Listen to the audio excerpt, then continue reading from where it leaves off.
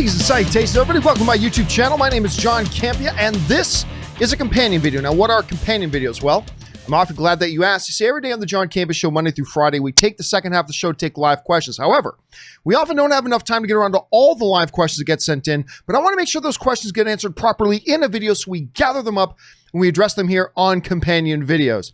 And guys, I hope you've had a fabulous day. I got to tell you, I have had an amazing day. I had a couple things come up today that I cannot talk about yet, but I will be able to hopefully in the next few months. But I had a couple things come up today, really, really exciting things for me that I'm totally stoked about, which has actually led to this video coming a little bit later in the day than I planned. I'm actually recording this at like 10:30 at night, which I did not plan to record something at 10:30 at night, but I just had a number of things that have taken up my day, and I can't wait to share some stuff with you.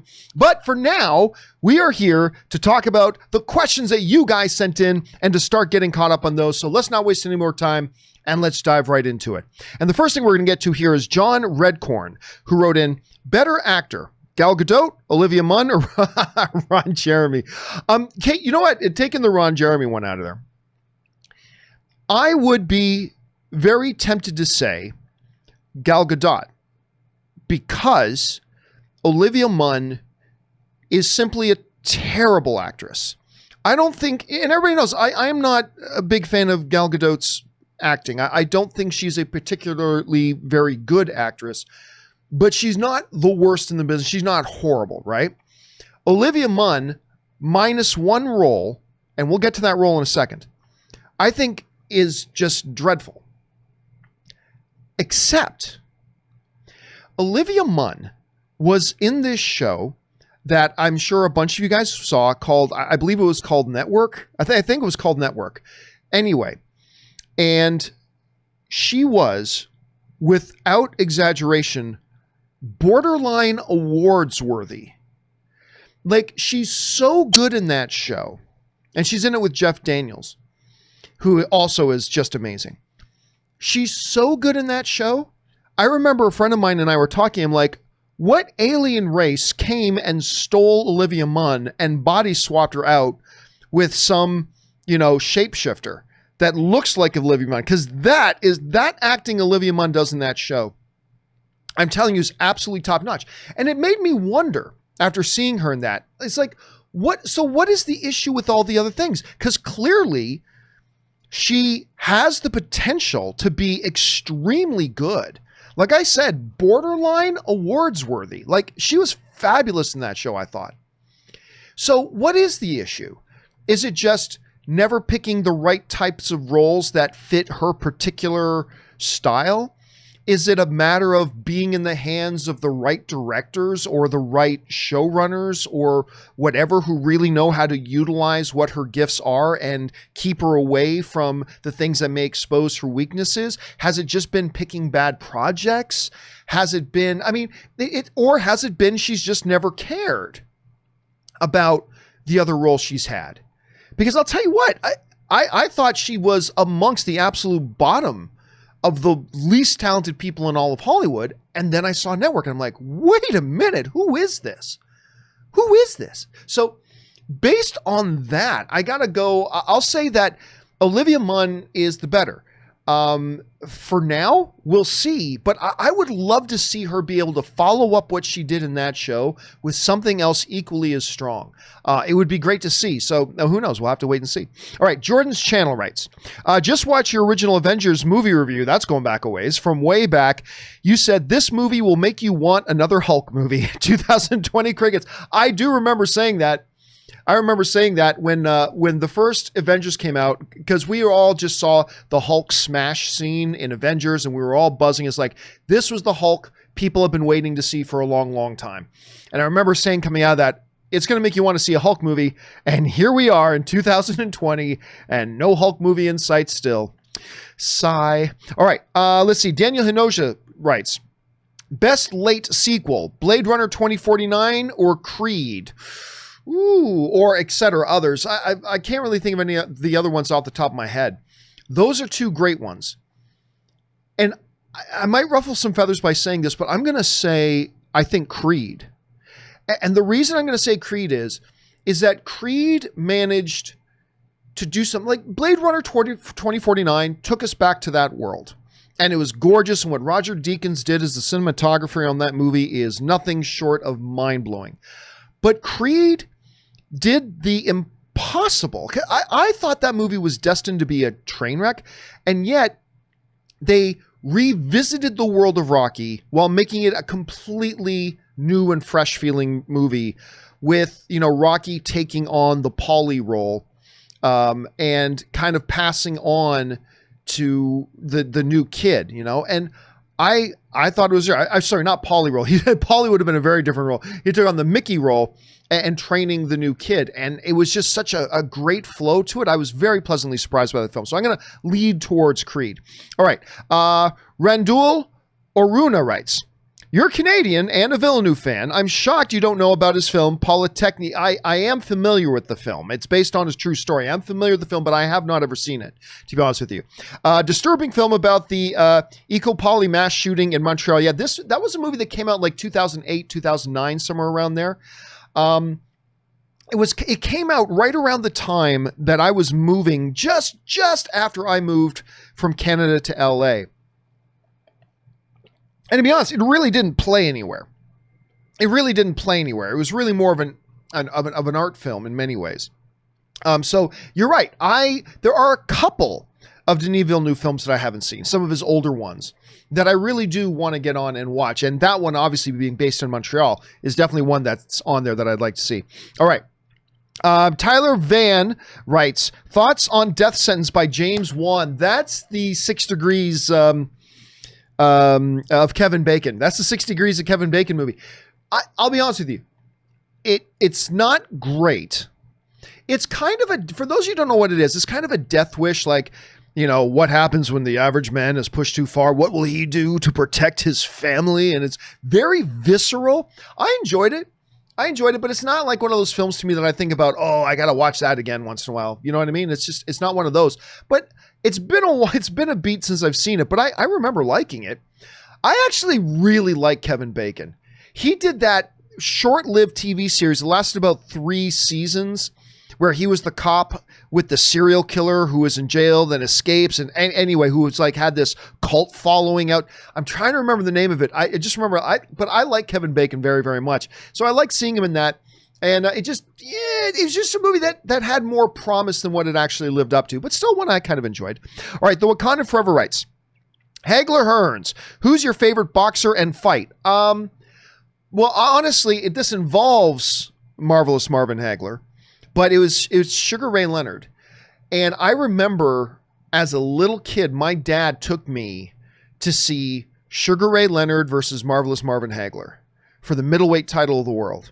And it was an amazing fight. And that to me is probably my favorite boxing match ever. And I was actually very lucky a few years ago when that Hugh Jackman movie, Real Steel, came out.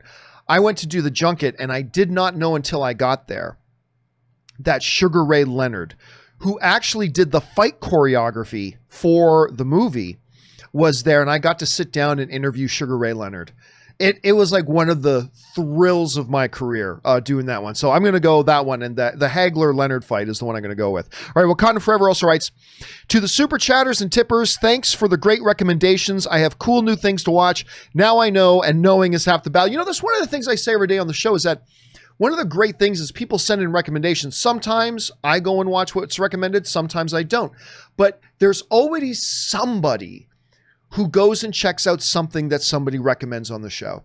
And, when you write in and you recommend a movie or a show, it may be me, like if it's in the case of like Harley Quinn or Doom Patrol or whatever, it may be me. But if it's not me, you actually influence other film fans who are watching that. I go, that sounds interesting. And then they go. And I'm constantly getting messages, by the way, from people writing into me saying, hey, John, I went and checked out X movie because somebody on your show, one of your viewers wrote in and recommended. So I checked it out and I love it. It happens all the time. So you're spreading the joy, everybody. You're spreading the joy. So thanks for writing that in, Wakanda Forever.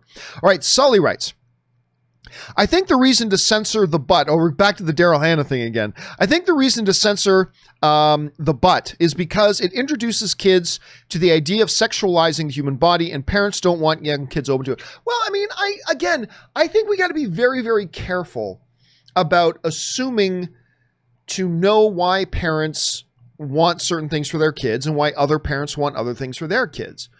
I don't know if there's like one general reason for it. But if you had to go to a general reason, again, to me, it's just simply this.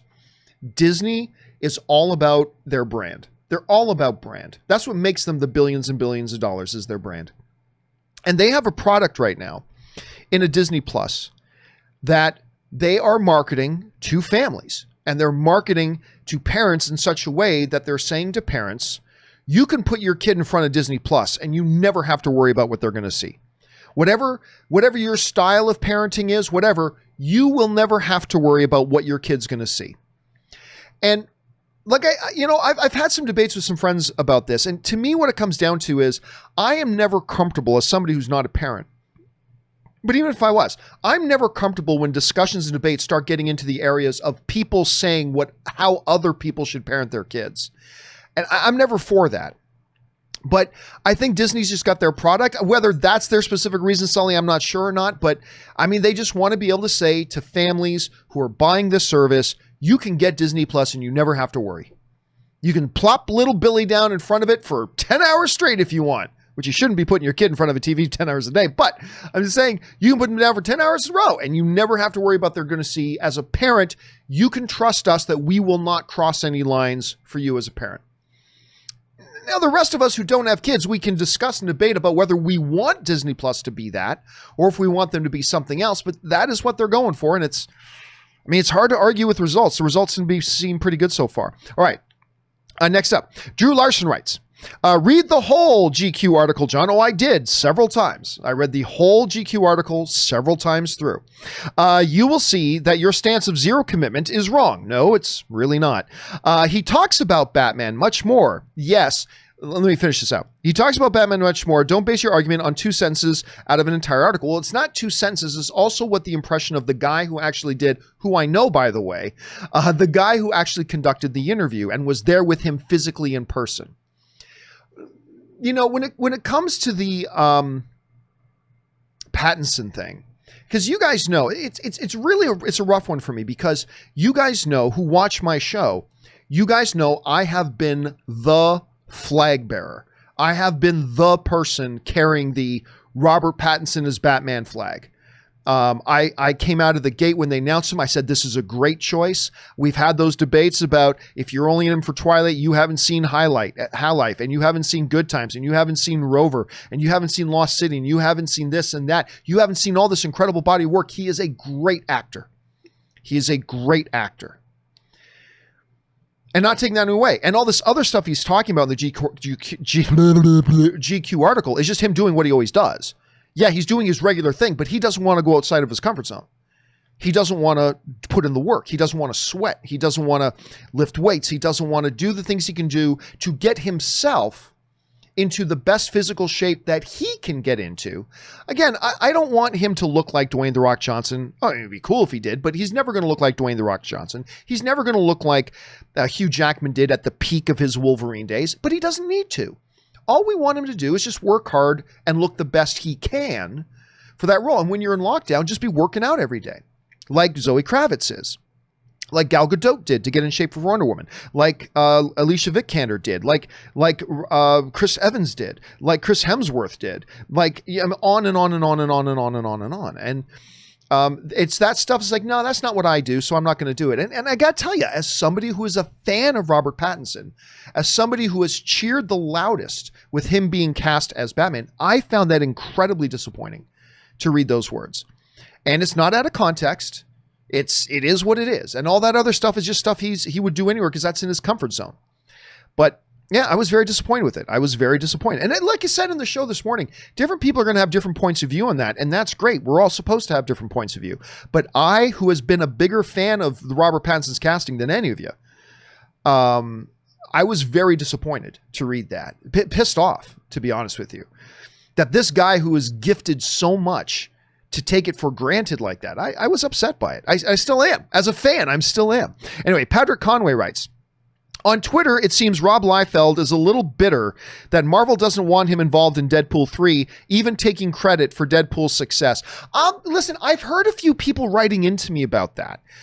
And to be honest, I have not read his tweets. Now, full disclosure, I've met Rob Liefeld. I mean, he came into my studio a number of times. I've got to sit down and chat with him over lunch and stuff like that. He seems like a really cool guy. And I'll tell you what, John Schnepp liked him very much. Schnepp liked him very much. Who actually knew Rob? Like I don't know if Rob and I bumped each other in the street that he would recognize me or I him, but John Schnepp knew him and liked him very much and held him in very high regard. Now, I have heard some people writing to say that it sounds like Rob is writing some pretty bitter sounding stuff, but I haven't read it myself. And having not read it myself, I'm not really in the position to offer an opinion on that. Other than to say, I mean, listen, we in the public, we see glimpses of things when there's normally mountains of stuff going on behind the scenes, and we just see these little glimpses of it, and then we think we know everything that's going on. And quite often we don't. I mean, I'm guilty of that. I think we're all guilty of that. But as somebody who hasn't read what he's been writing, it's concerning to hear other people talking about it. So that is concerning to me. So I should probably go and read what it is he said. But yeah, again, I don't know. I don't know because I haven't read it yet myself. Okay.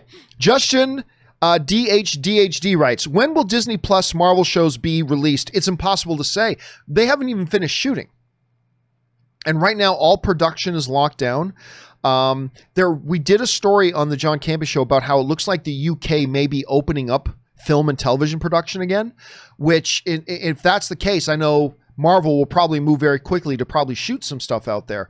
But as of right now, those shows haven't even finished shooting and they're in lockdown in production. So we just don't know. A lot will depend on how quickly can they get back up and running and making these shows, because we are very anxious for Falcon and Winter Soldier and WandaVision and She-Hulk and Moon Knight and Ms. Marvel and on and on and on and on. We're very anxious for it, but they got to be able to film before they're going to be able to know when they can tell us for sure that they're going to be released. So hopefully it's sooner rather than later, Justin.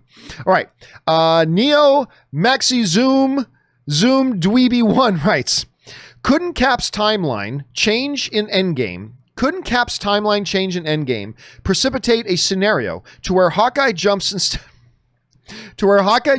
of Black Widow, therefore solving the Renner domestic abuse problem and bringing Scarlett Johansson back? Thanks, guys. They're not going to do that. And by the way, it already sounds like Disney did their own internal stuff into that. And apparently, from what I understand, things could change. From what I understand, Disney did their own little poking around into the situation. And I think they and Renner are on perfectly good terms. I don't think they have any problems with Renner at this point. Now, that could change, and I'm not privy to the boardrooms of there, but they're not looking to change all that around. They're not going to do that. No, they killed Black Widow. I believe their plan is to keep her dead, although when do they ever keep anybody dead? And they don't need the Captain America thing as a pretext. They can come up with whatever excuse they want. If they want to bring Black Widow back, they can come up with any excuse they want. They don't need the pretext of the Cap changing timelines. They don't even have to do that. They can come up with anything they want. Absolutely anything they want. But I don't think that's something they're looking at doing. From what I understand, it doesn't look like that's something they're looking at doing. All right. I see. Keaton Toothman writes in. You keep saying Jensen, that's Jensen Ackles from Supernatural, who I love, is too short to be Batman, but he's 6'1", same as Pattinson. Is that not tall enough for you? Love you all. Keep up the great work. You know what? Here's the thing. I think, because I did a couple of videos where somebody had asked, and they kept asking about Jensen Ackles maybe playing Batman in CW. And there's a number of reasons why I don't think that will happen. But one of the things I said was, man, I love Jensen Ackles because Supernatural has been one of my favorite shows for many years, and they're in their final season now, whenever they get to finish it. But I said, I just don't see him as Batman. I said, part of the reason is he's too short to play Batman, I think. And he's actually not that short. I think I usually have it in my head that he is shorter than he actually is, because he's always standing next to Jared, who plays his brother on Supernatural, who's 6'5" or 6'6", who's like 6'5" or 6'6". And so Jensen always looks like he's short, but he's not actually short. However, I dispute the 6'1" claim. I dispute that claim, and here's why. I have stood beside Jensen Ackles, and he's not taller than me. He's not taller than me. And I'm not 6'1". I'm 6, but I'm not 6'1". And I dispute the official number saying he's 6'1", unless I happen to be wearing taller shoes than I thought I owned, maybe I was on a slanted floor, whatever, but he's not taller than me from my recollection. So I dispute 6'1", but you know what? You are absolutely right. He's not as short as I make him out to be, because, like I said, I think it's because it's in my mind's eye he was, but that's only because he's constantly standing next to this giant, and his brother on the show. So I think you raise a good point. All right, Micah T writes, I hate working out too, but I'm not Batman. It's true. That's the ultimate caveat, right? But I'm not Batman. All right, Daniel Quintana writes, I just wanted to share my wholesome celebrity story. I did security at CBS Studios and met Robbie Amell. Oh, that's cool, man. Robbie Amell, who's got his new show Upload on Amazon. And of course, is Stephen Amell's cousin from Arrow. I mentioned that I was a fan from The Flash. He says he's running late for an audition, so I wish him luck, and off he went. I thought that was that. Well, on his way out, he stops by the guard shack, looking for me, but I was busy at the moment. So he waited 10 minutes so he could talk to me and offered to take a photo. I told him I wasn't allowed to take photos with people on site. Yeah, that sucks, but I guess I understand. I guess I get that rule, being professional and stuff like that. Okay, I get it, but that sucks too. I wasn't allowed to take photos with people on site, so he took my phone and took the photo himself. And anyways, you and the team are great. Stay safe, dude. That's always great. You know, and I was talking about this the other day. Like his cousin Steven, just good Canadian kids, I guess. His cousin Steven.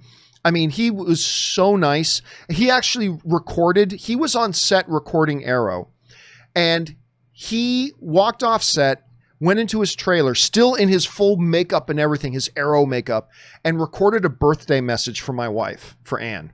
That totally made her day. And I will always be in his debt for that. But it's always good to hear when you get people like that who don't act like because listen, sometimes celebrities come across like they're acting like they're better than you when really they don't mean to. It's just that, you know, so many people are demanding their attention and they got so much stuff going on that maybe sometimes people interpret that as they're acting like they're too good for us, when that's probably not the case. But when you get a case like that, like with a Robbie Amell, who like goes out of his way to come back to you to continue on a conversation, that's classy. Now I don't believe I've ever met Robbie Amell, but that is really, really classy. So man, thank you for sharing that story. That's good to know. I will actually bring that story. If I ever do have the chance to cross paths with Robbie Amell, I will bring that story up that you just shared, because I think that is a really, really classy story. Thanks for sharing that, man. That's always good stuff to hear. All right. Anna, woohoo, I'm going to try this. Anna Cashian, I hope I'm saying that right. I'm the worst with names, right? Hi, John. Big fan of your show. Thank you so much, Anna. I appreciate that. I read in the news that drive-in movie theaters are getting more attention. Do you think they could make a comeback? I don't. And I hope I'm wrong about that, because I love the drive-in theater experience, but I'm one of the people who's the problem. I talk about how I love the drive-in experience, but it's been at least a decade since I've been to the drive-in. So it's people like me that are the problem. I like the drive-ins, and but I haven't gone. Anyway, right now with all the theaters closed, somebody wrote in on the show this morning to let me know that there's a drive-in theater only about 40 minutes away that is open again. And Ann and I are talking about going out to go run and see it. Honestly, I don't think it will lead to a resurgence in drive-in theaters or their popularity. However, that said, I sure hope they do. I just think there's something culturally so wonderful about the drive-in movie theaters. And you know what? I got to make it a point to go a couple times a year. I really should go a couple times a year because there's just something really, it's a different experience than the regular movie going experience, you know? You go in your car, you never get out of the car, you bring a cooler in the back, you bring all your own food and drinks, you're in the comfort of your own car, whatever, you're hanging out. I don't know. It's a different experience, but a fun one nonetheless. So I certainly hope they do, Anna, but if I had to bet money on it, I'm going to bet that they won't, but I'm going to keep my fingers crossed and I'm wrong about that. All right, Sammy Al-Rari writes, love Blood Diamond. Thoughts? Leo DiCaprio's best performance. He should have won an Oscar that year. Two, how do I become a Patreon supporter? Well, Sammy, okay, either it's an incredible coincidence because somebody else, like either earlier today or yesterday, wrote in a question asking about Blood Diamond, or it may have been you and you just didn't realize you sent it in twice.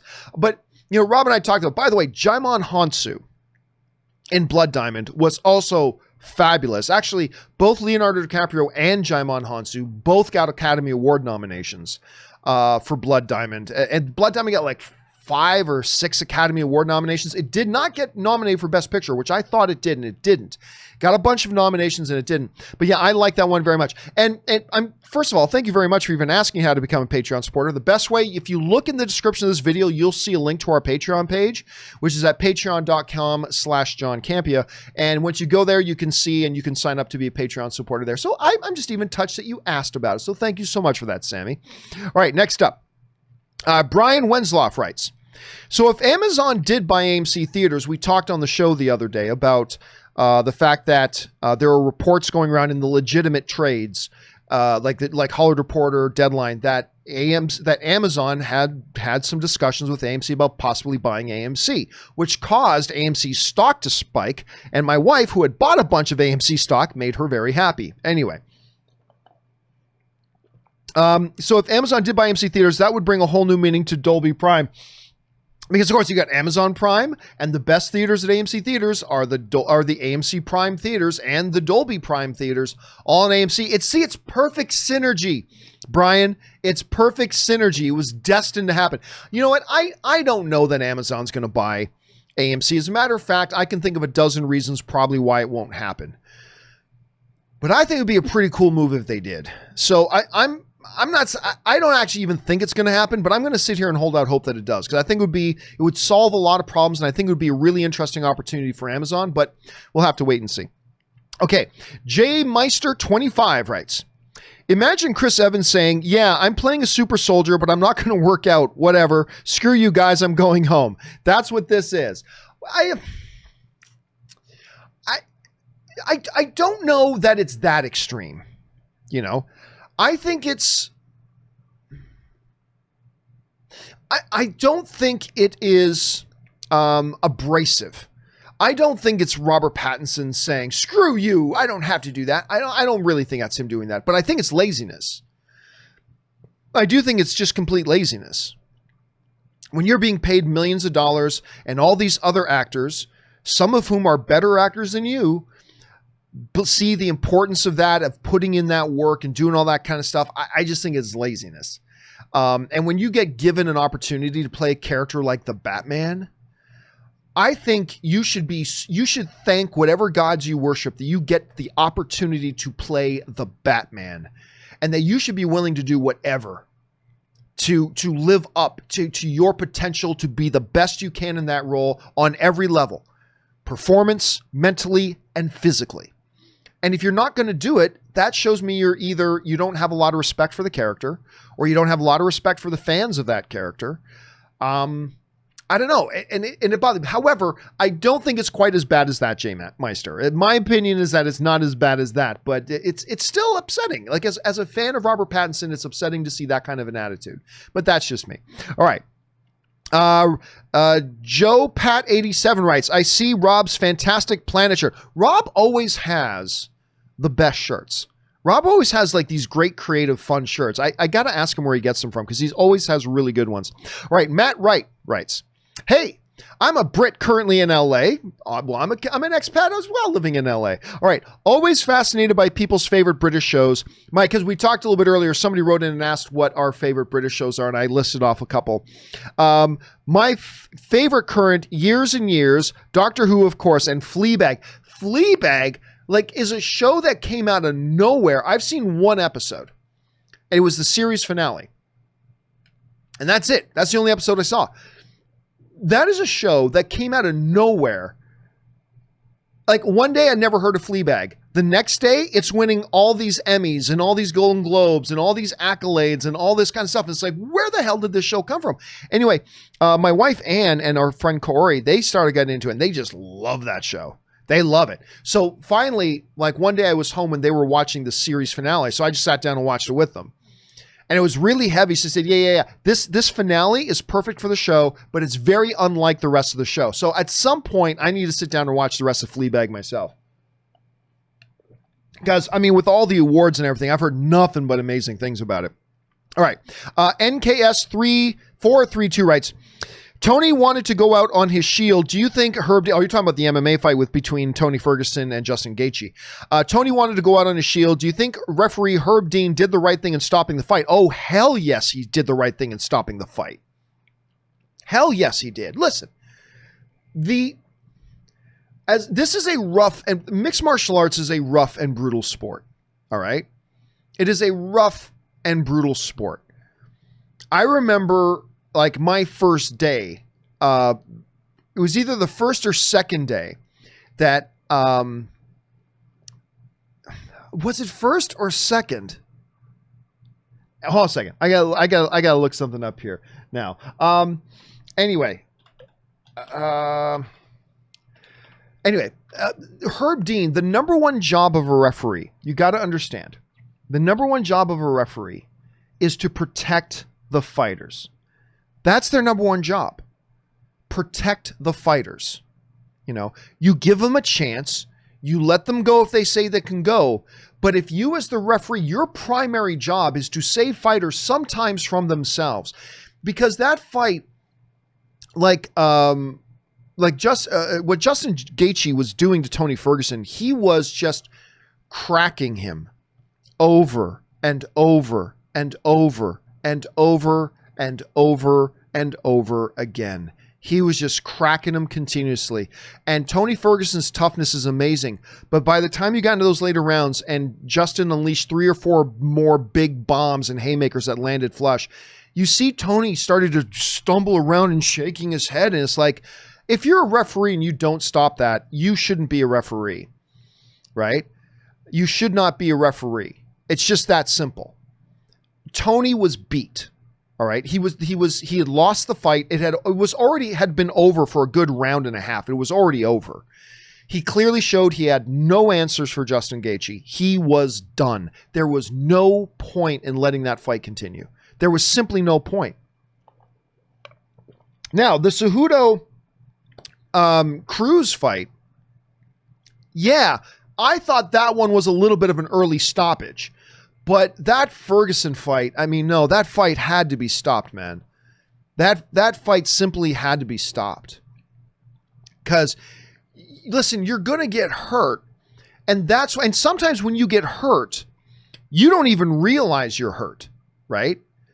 And I'm sure maybe in Tony Ferguson's mind, he was perfectly fine. But the rest of us could see Tony Ferguson. He's like, blah, blah, blah.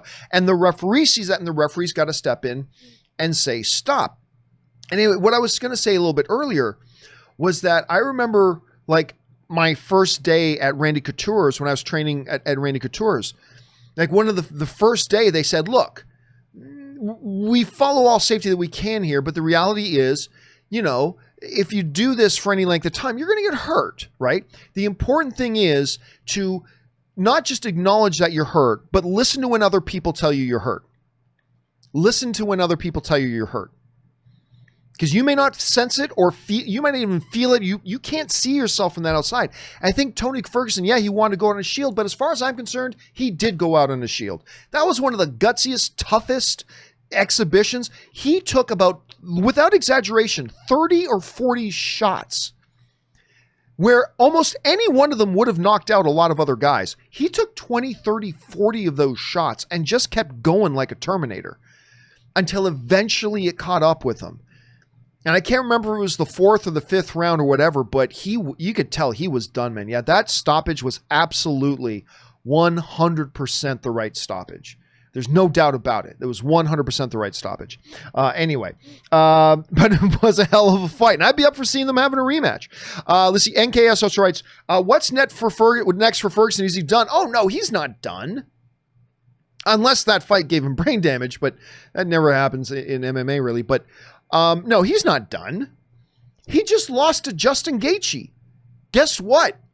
Everybody's going to lose to Justin Gaethje right now, except for a guy named Khabib. Khabib will beat him. But everybody else, he beats anybody else. So no, Ferguson's not. What's next? He'll fight 2 or 3 more top contending guys. Remember, this guy had a 12-fight win streak going on.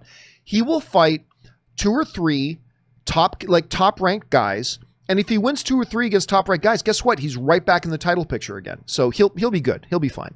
All right. Jared Smith writes, I love the casting of Katie in Mandalorian.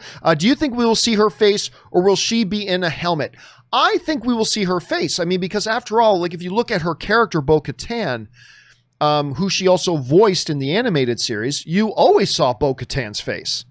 So whatever creed and code this segment of the Mandalorians that Mando is a part of live by, that's not the code for a lot of other Mandalorians. So yes, I think, and I'm only guessing here, but I think we will see her face. I think we will see her face. All right, Journey's End writes, John, he was joking. Okay, this is interesting.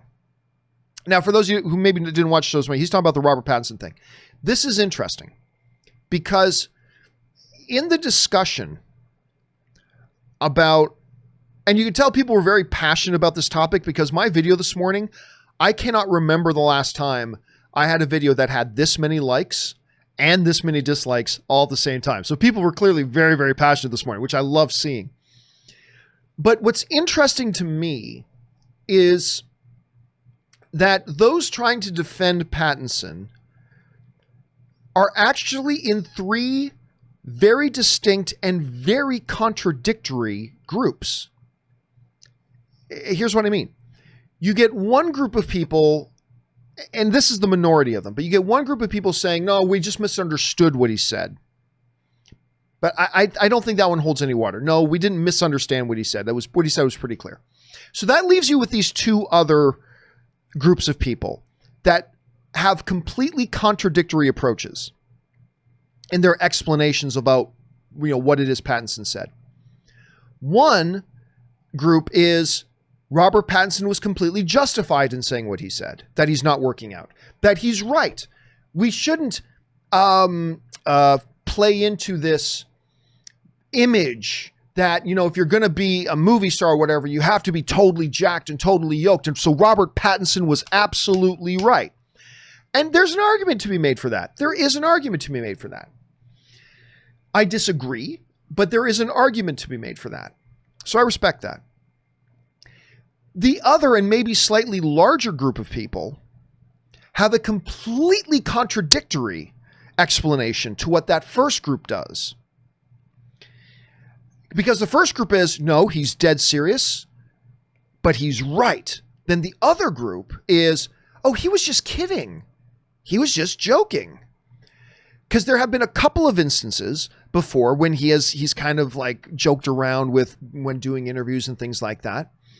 But that philosophy, that explanation completely contradicts the other Robert Pattinson defender explanation. That said, no, he was serious, but he was absolutely right. He raises valid points and all that kind of stuff, possibly.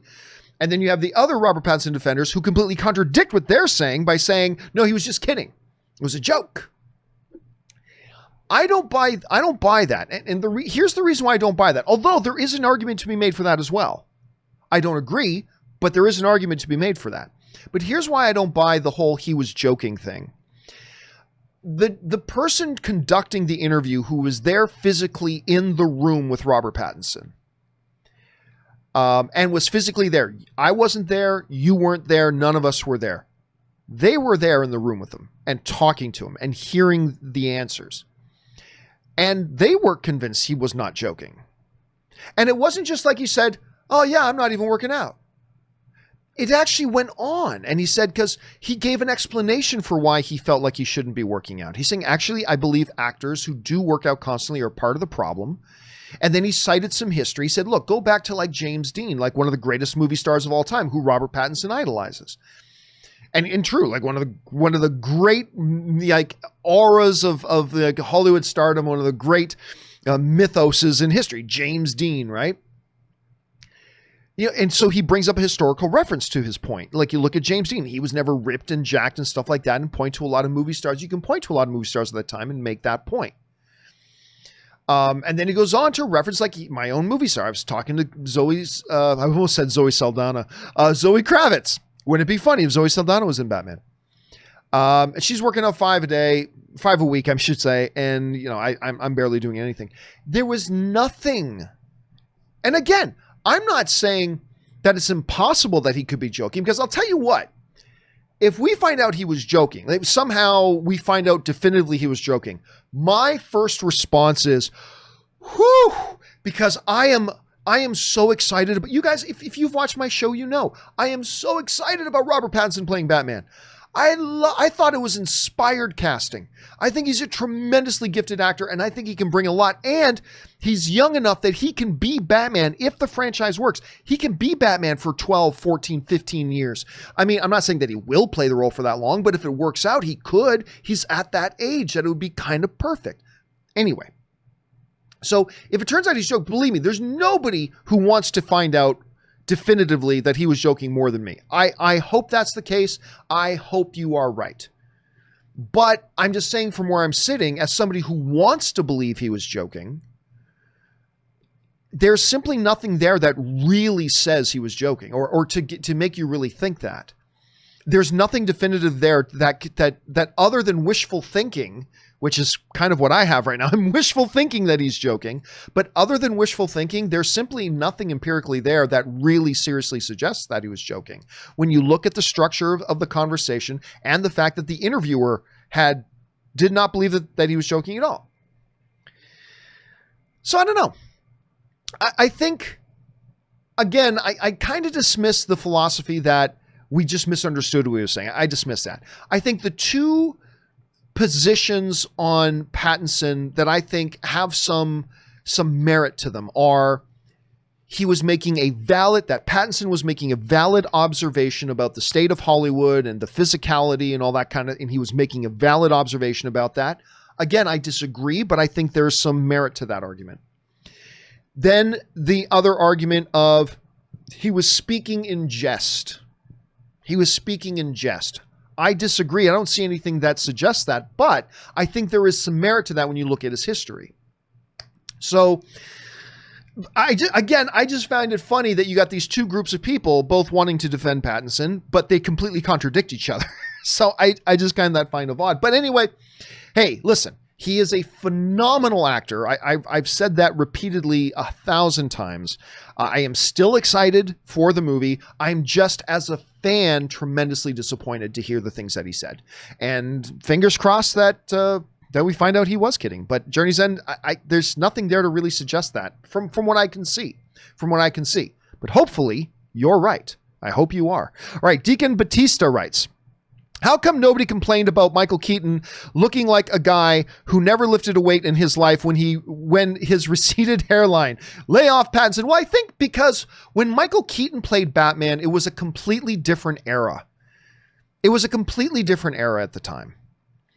You know, it's funny that you mentioned Michael Keaton. When Michael Keaton did Birdman I think he was like 63 when he did Birdman. By the way, Michael Keaton is like, he looks ridiculously good for his age, man. I mean, he looks stupid good. But anyway, so going into Birdman, he knew he had this shirtless scene. So he trained, he dropped weight. He got a little bit more shape to his body. And when you look at him running through the streets, you don't think, oh, that's anything special. But you got to remember, I think he was like 63 years old when he's doing that. I thought it was impressive. But when Batman came out, when that first Tim Burton Batman came out in the 80s, it was a different era, right?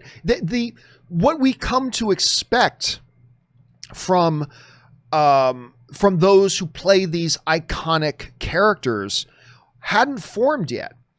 You know, you're still talking back in the day when Christopher Reeve played Superman, right? And he's like arguably the most beloved Superman of all time. But if you got somebody today who had like kind of the same physique as a Christopher Reeve, which he had a perfectly fine physique. But if you got that person with a perfectly fine physique, but playing Superman, it's just not what we look as comic book movies have evolved, our tastes and what we as audiences and fans have come to expect from the level of commitment and the level of embracing and the level of trueness to the source material and these characters. That's evolved as well over the years. So, you know, it's funny because I brought up the same thing about Michael Keaton playing Batman in another discussion about that. But the fact of the matter is it was a completely different era. It was a completely different era. We didn't have the genre that we have today. So I just think it's a little bit of a different thing now. I think it's a bit of a different situation now. Whether it should or shouldn't be a different situation is up for debate. Maven the Reaper writes, people saying body shaming. Pattinson saying it sets a bad precedent. Does Rob read the comics? Bruce worked out. James Dean wasn't a comic book actor. True, yes, but yes, Rob reads the comics. Yes, he does. I think the whole notion, though, of body shaming is idiotic because Robert Pattinson is, for a normal guy, he's in perfectly great shape. There's nothing wrong with it as a normal guy. Like, it's not body shaming to say, I can't play Shazam. That's not body shaming. That's just the truth. I don't have the physique to play Shazam. I just don't. I'm perfectly happy with my size and shape. Thank you very much. But it's not body shaming me to say I shouldn't be playing Shazam because I shouldn't be. And I'm just saying, you know, again, with the Robert Pattinson thing, to me, it does, look, if he works hard and he ends up being 190 pounds, 190 pound Batman, but he worked hard and he ended up being 190 pound Batman, great. Because he gave us the effort. That's all I care about. If he worked hard and ended up being 220 pound Batman, great. As long as he gave us the effort. If he busted his ass and ended up being 185 pound Batman, great. All I care about is that he gave us his effort, that he showed that he appreciated what an opportunity and what, I don't like using the B word, but a blessing. What a blessing it is to be able to play the Batman. That I'm going to commit myself, body, mind, and soul to doing everything I can to bring the iteration of this character to screen that the fans deserve, that the studio deserves, and that the character deserves.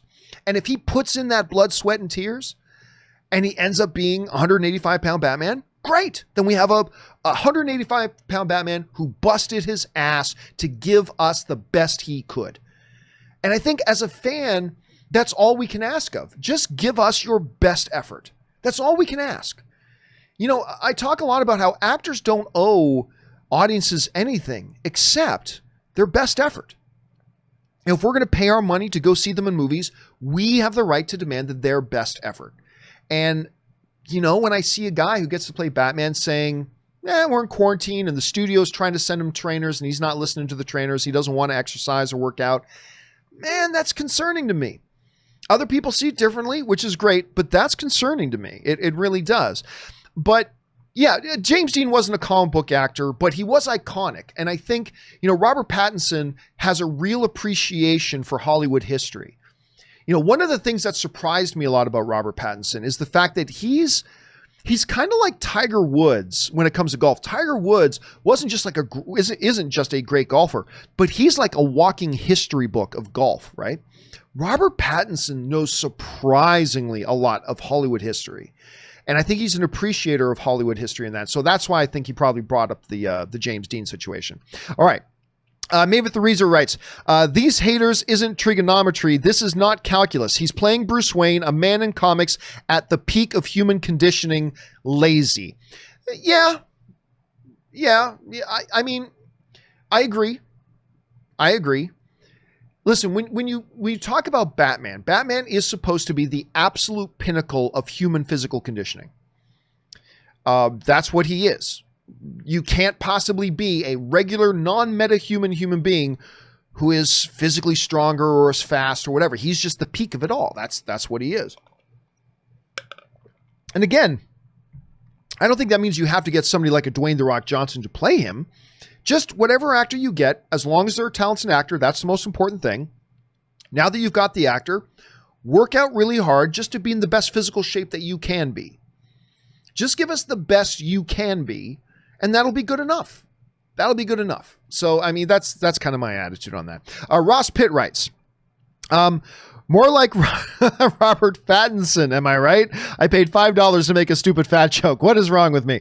Yeah, and listen, and I don't think we're in any danger of Robert Pattinson being fat Batman like Chris Hemsworth played Fat Thor. I don't think we're in any danger of that whatsoever. I do not think that's something we have to worry about.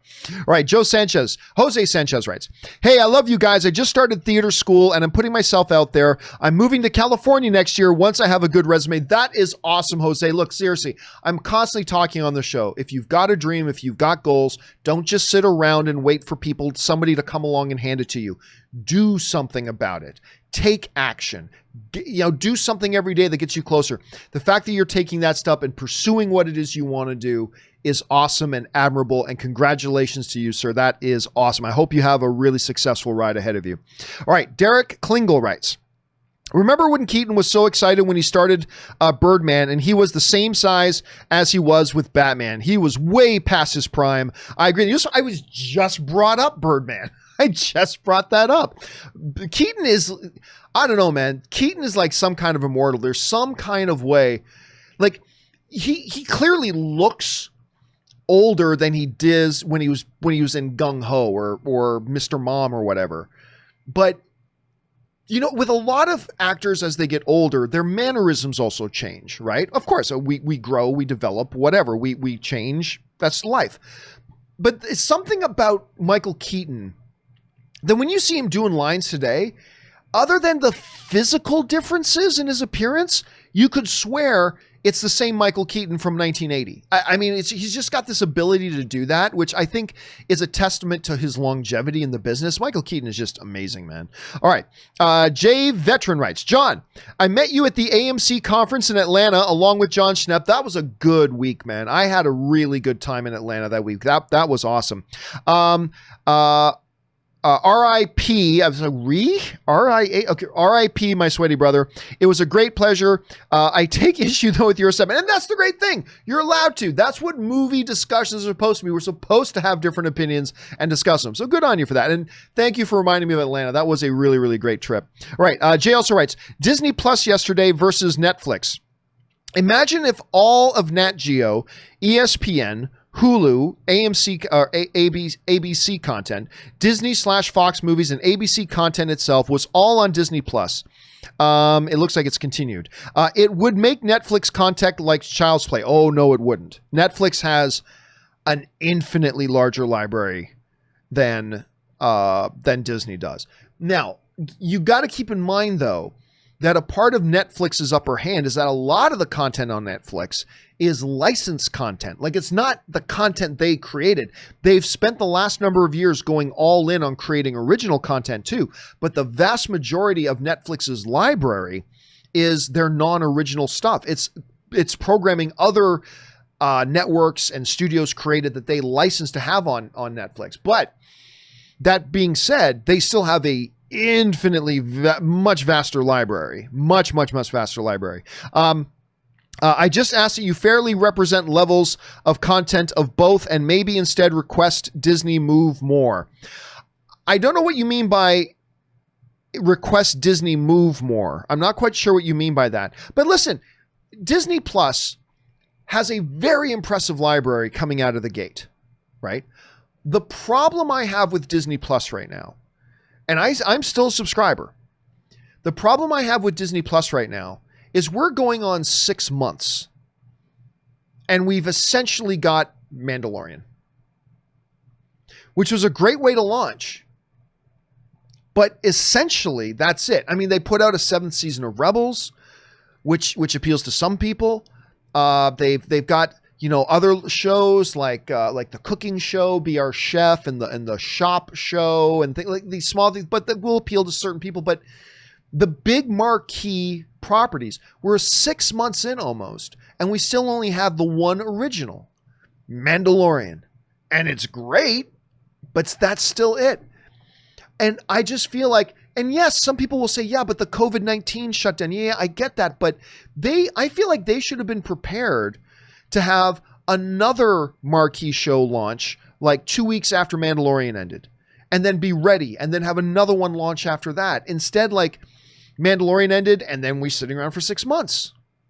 And yeah, I got to admit, I'm a little bit frustrated with Disney Plus, but there is no denying, for coming right out of the gate, they were able to launch with a very impressive library, and their library is only growing. But beyond library, I need to see some good original content. That's what I got excited for. So let's see that stuff.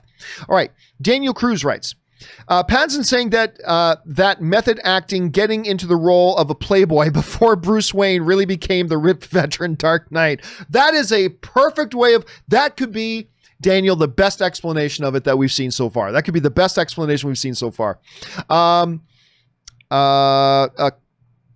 Oh, wait a second. Jay, was that a continuation? Okay, maybe that's what you meant. Content of both, and maybe instead request Disney move more content from its other networks to Disney Plus. Love you always, just wanted your thoughts, and bring on the filthy with hand sanitizer and toilet paper. Well, we got to remember too, Disney Plus, or Disney, not Disney Plus, but Disney is adopting different strategies with their different outlets. Hulu is an outlet they're very serious about, and they've put a lot of content on there. There's a lot of content that does not work on Disney Plus. For example, Legion is not something you can put on Disney Plus. Not the way they're marketing Disney Plus and who Disney Plus is intended for. You can't put Legion on there. Sons of Anarchy. You can't put Sons of Anarchy on Disney Plus, right? That's got to live on Hulu. Archer. You can't put Archer on Disney Plus. That's got to be on Hulu. So it's not a matter of Disney. That's why Disney can act that way with Disney Plus, because they have other outlets they can put other stuff on. Which, by the way, I still believe X-Men will end up, like the older X-Men films, will end up on Disney Plus. But don't count out the possibility that when it's time for them to put out X-Men, X-Men 2, First Class, all that kind of stuff, don't be surprised if it ends up on Hulu. I don't think that's what will happen. I'm just saying, don't be too terribly surprised if they do. Okay. Jose Sanchez writes, I hope you guys give me a blessing. You guys are amazing and a true inspiration. Plus, I watched Blade Runner baked last night. I miss Rutger Hauer. Rutger Hauer. You know, he's just one of those guys. And you were the one who just wrote in about the fact that you're going to school, right? Yeah. You're heading off to theater school. That's awesome. I still remember when we did the show discussing the passing of Rutger Hauer. And it's just weird. For whatever reason, it's just, I always thought Rutger Hauer would be immortal. Like everything. And you know what the funny thing is? When I think of Rutger Hauer, I don't even think of Blade Runner. For whatever insane reason, I think of Lady Hawk. I don't know why. I can't explain it. But for whatever reason, when I think of Rutger Hauer, I think of Lady Hawk. Take that as you will. Take that as you will. And best of luck again to you, Jose. All right. Secular Monk writes, concerning Amazon/AMC, I thought a studio couldn't own a movie theater. Also, if Amazon controls AMC, does this change their position on Universal Movies? Well, let's start with that point. Remember, AMC's position on Universal Movies is the same position all movie theaters have, which is, we will not play your movie in our theater. This goes for Cinemark. This goes for Regal. This goes for Alamo. This goes for AMC. It goes for all of them. We will not play any movies you try to put in theaters and on video on demand at the same time. If you're going to put a movie out on video on demand, we are not going to play it in our theaters unless you respect the theatrical window. The theatrical window is a certain set of time that once you put a movie on the big screen, you have to wait at least, it's like 11 weeks, 12 weeks, about 3 months roughly, give or take. You have to respect that window of time. And if you don't respect that window of time, we're not going to put your movie on our screens. So it's not an AMC thing. That's all movie theaters. That's NATO, the North American Theater Owners Association. That's NATO's thing. So I don't think Amazon buying it will change that whatsoever. Also, it really depends, because is Amazon a movie studio? They produce some movies, but would they fit under the traditional definition of a Paramount and a Universal and a Disney Pictures and a Warner Brothers and, on and on and on? Do they fall under that category when really primarily there's something else? But more importantly, Rob and I talked on the show a couple of months ago about the fact that they are loosening those laws about movie theaters or movie studios owning theaters. They're loosening those laws.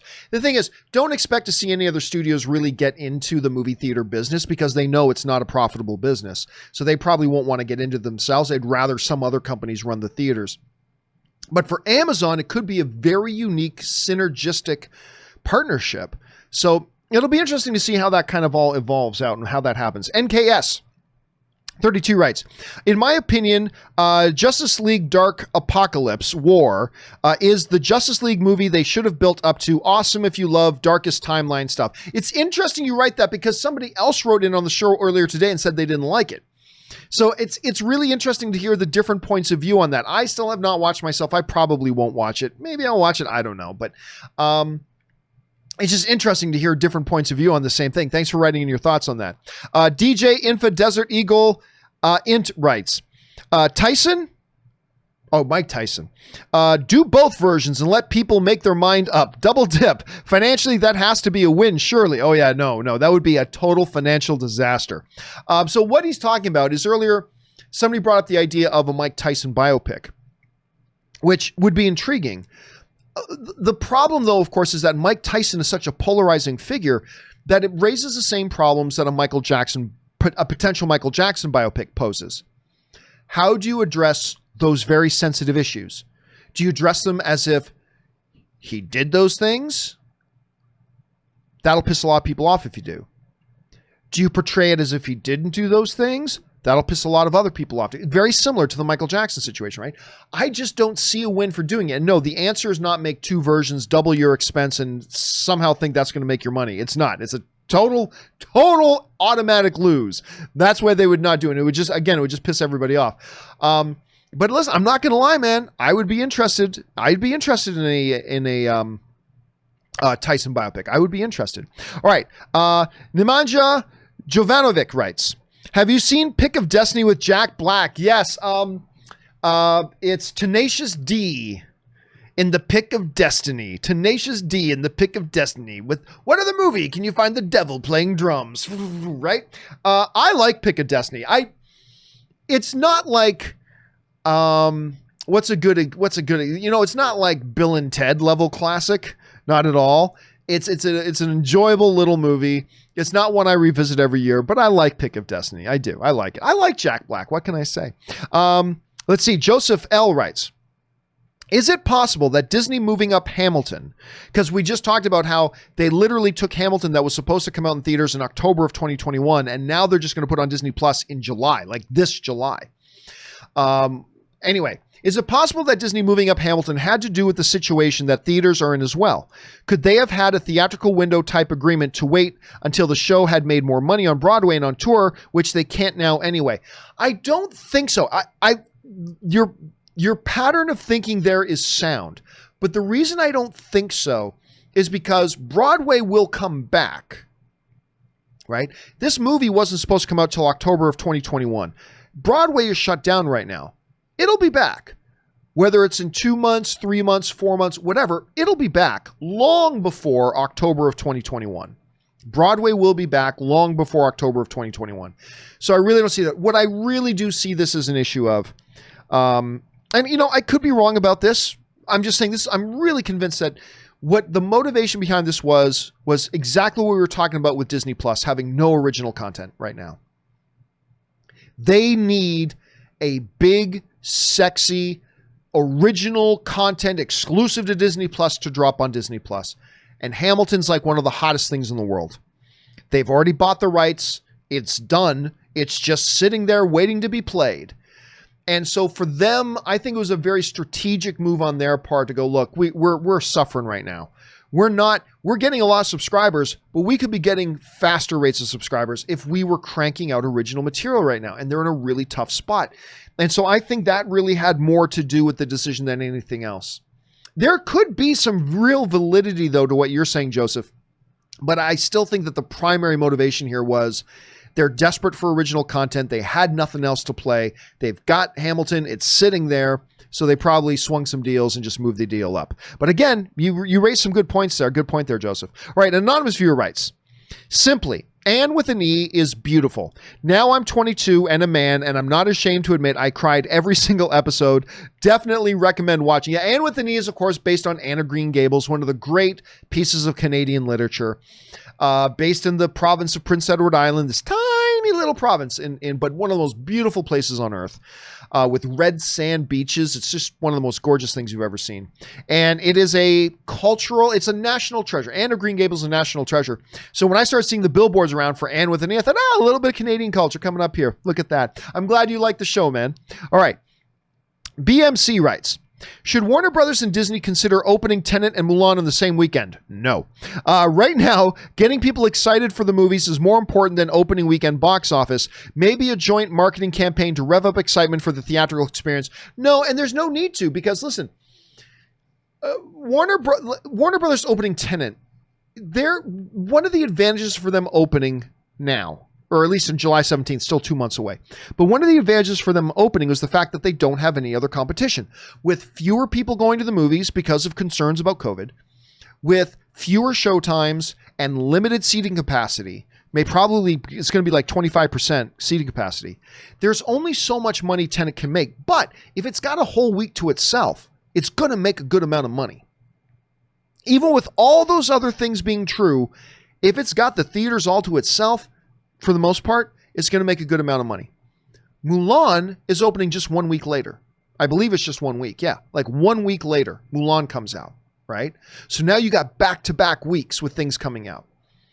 Now Mulan can hopefully take advantage that Tenet got some people coming back into the theater. So now hopefully they'll come back again next week to come see Mulan. So it's a really good situation for both of them. Because remember, it doesn't really help Hollywood much if you have one weekend where you have a couple of big movies coming out, but you still only have so many people coming, and then you have nothing coming out the next week. The good thing for Hollywood right now is they've got Tenet followed by Mulan, and not long after that, you got Wonder Woman 84.